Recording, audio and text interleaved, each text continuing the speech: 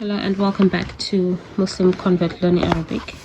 And as I was going through my book again, I noticed that there's more Shaddah examples further up from the previous videos I've done. And these are Shaddahs on Tanween. Like here. Tanween of Fatha, and then there's a Shaddah. And then there's Dhammatain there, a Shaddah. And on kasratain there. So it's not just only on fathas like in the previous videos, but you also get them on tanween. And these are more examples of practicing, just different things from throughout the book.